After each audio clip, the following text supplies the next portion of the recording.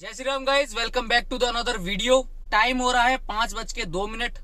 आज तारीख है 8 तारीख को मैं निकला था घर से और आरपीएस तक खाली खाली गया। आरपीएस से कोई ड्यूटी नहीं मिल रही थी। फिर भाई 3 घंटे बैठने के बाद मैं घर की तरफ खाली आ रहा था, क्योंकि मैंने सोच लिया था कि 9 तारीख को मैं सुबह जल्दी निकलूंगा। तो भाई घर की तरफ खाली आ रहा था। विनयनगर से एक ड्यूटी मिल गई नोएडा की, जो कि 500 कुछ रुपए मेरे को टोल वगैरह सब कुछ मिला के मिले थे उसमें। तो भाई मैं नोएडा चला गया। फिर नोएडा में भी कोई ड्यूटी नहीं बजी, 1-1.5 घंटा इंतजार करा। तो फिर मैं घर ही आ गया, क्योंकि मैंने कहा कि जो अपने प्लान बनाया था हमने कि हमें मॉर्निंग में जल्दी निकलना है, वो प्लान लेट ना हो। तो हम लोग मतलब मैं अकेला घर वापस आ गया और अब 5 बजे मैं घर से निकल रहा हूँ। देखते हैं आज कितना काम मिलता है। और भाई देखो, कहीं ज्यादा दूर नहीं जाने वाला, मैं जा रहा हूँ सिर्फ जैतपुर तक, क्योंकि जैतपुर से बहुत राइडें बसती हैं। देख रहा हूँ आज जैतपुर जाके हमें कितना काम मिलता है। तो गाइज मेरी पहली राइड कंप्लीट हो गई है और भाई टाइम हो गया 7:25। पता है भाई 6:10 पे पहली बुकिंग आई और उन्होंने 20 मिनट वेटिंग टाइम। भाई मैंने कहा यार, लेकिन 20 मिनट वेट करना भी कोई दिक्कत नहीं है। 19 किलोमीटर में 1 घंटा 6 मिनट लगा है और पैसे मिले हैं 362 रुपए।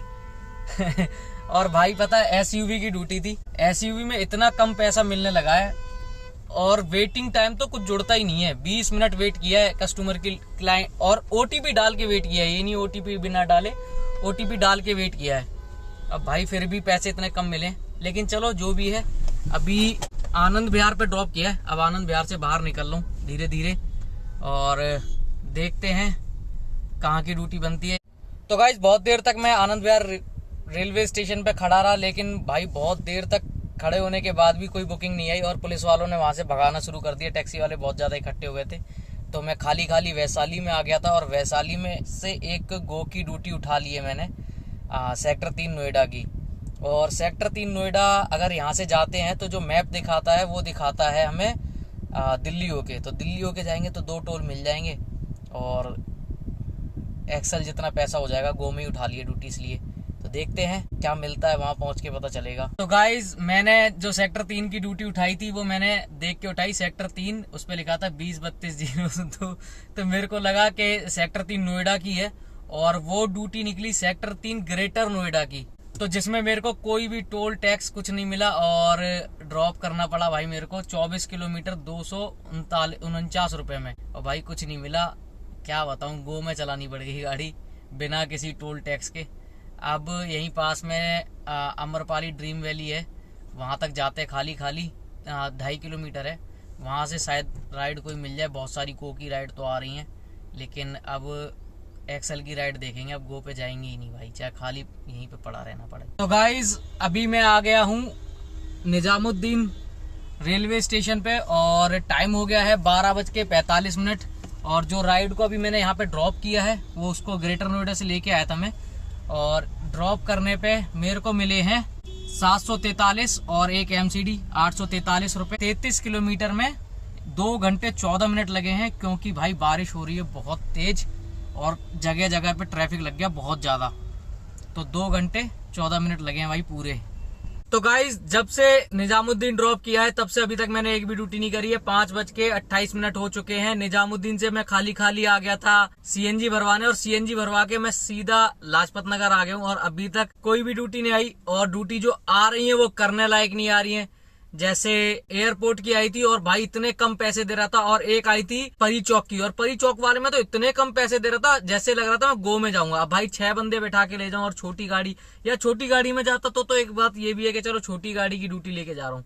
अब भाई 6 बंदे लेके जाऊं और पैसे मिल रहे हैं 27 किलोमीटर के। परी चौक की नहीं थी, परी चौक से पहले की थी, ये जेपी अमन के आसपास। तो 27 किलोमीटर के मेरे को पैसे मिल रहे थे 285 रुपए और प्लस हमें वो मिल जाता है 180 रुपए का टैक्स। तो भाई उसमें जाना बिल्कुल बेकार था। इससे बढ़िया कि मैं गो में चला जाऊं। 280 की जगह, मतलब 280 की जगह 270 मिल जाए और 120 का टैक्स मिल जाए, लेकिन बंदा तो सिंगल बैठ के जाएगा। अब इतनी बारिश का मौसम है, पूरी गाड़ी गंदी हो जाएगी। अगर 6 जने बैठेंगे तो पीछे तक गंदी होगी, पीछे तक साफ करनी पड़ेगी। तो इतना लालच नहीं है भाई। अब है तो गो में दे दे तो गो में चले जाएंगे हम, ठीक है। वो हो गई एक अलग की बात। और भाई अभी उबर में एक फ्रॉड चल रहा है सबके साथ में, तो उससे बहुत बच के रहना है आप लोगों को। होता क्या है, जो भी भाई मेरे उबर चला रहे हैं वो इस चीज को ध्यान से सुने। उबर में होगा क्या, आपके पास एक इंटरसिटी राइड आएगी हमेशा, मतलब इंटरसिटी ही राइड आती है, वो कहीं की भी हो सकती है। मेरे पास आजमगढ़ की आई थी, बंदे ने लिखा hello sir drop Azamgarh 2 night back, मतलब आजमगढ़ जाना है और रात में वापस भी आना है, ठीक है। मैंने कहा चलो ठीक है, मैंने लिखा ओके सेंड योर नंबर। तो भाई कभी भी अपना जो नंबर आपका उबर में अटैच है वो कभी भी मत देना किसी को। आपके पास 2 फोन है तो आप दूसरा नंबर दे सकते हो, वरना उबर में जो अटैच नंबर है वो तो कभी मत देना। या तो फिर आप ये बोलना कि आपका नंबर आप मेरे को सेंड कर दो, उसमें आप लिखने ना send your number, I call you. तो भाई उससे क्या होगा ना, वो बंदा समझ जाएगा कि ये समझ गया कि मैं हैक करूं, तो वो मतलब तुरंत ही राइड कैंसिल कर देगा, ठीक है। तो आज हुआ क्या, मैंने जैसे उसने मेरे को बोला तो मैंने अपना दूसरा नंबर, जो मेरे पास दूसरा वाला नंबर है, मैंने वो नंबर उसको सेंड कर दिया।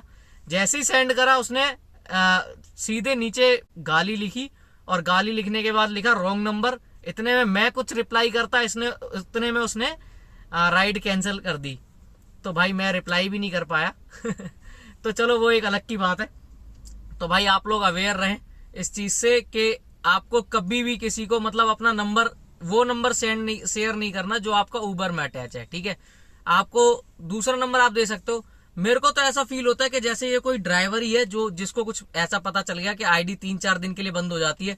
इसमें आईडी ऐसा नहीं है कि बंद हो जाएगी बिल्कुल। मेरे एक भैया की बंद हुई है, जिनके जैसे भानु भैया के बाद मैंने एक और जो अर्टिगा दिखाई थी उनकी बंद हो गई थी 4 दिन के लिए, लेकिन 4 दिन बाद ऑन हो गई थी। वही है, आपको कस्टमर केयर को कॉल लगा के उनके कान खाने पड़ेंगे बार बार के सर खोल दो सर मतलब क्या दिक्कत हुई। अब वो बोलेगा कि आपने कुछ फ्रॉड किया इस चक्कर में बंद हुई है। तो थोड़ा अवेयर रहें इस चीज से और बचते रहें। उबर बहुत ध्यान से चलाएं, किसी को उबर वाला नंबर शेयर ना करें उबर पे जब ड्यूटी आई तब, और ज्यादातर इंटरसिटी राइड आएगी तभी वो आपसे आपका नंबर मांगेगा। तो गाइस सेक्टर 57 नोएडा में ड्रॉप कर दिया है, GK1 से पिकअप किया था और इस राइड में 16 किलोमीटर 1 घंटा लगा है और 450 रुपए मिले हैं फेयर और 120 का यूपी टैक्स।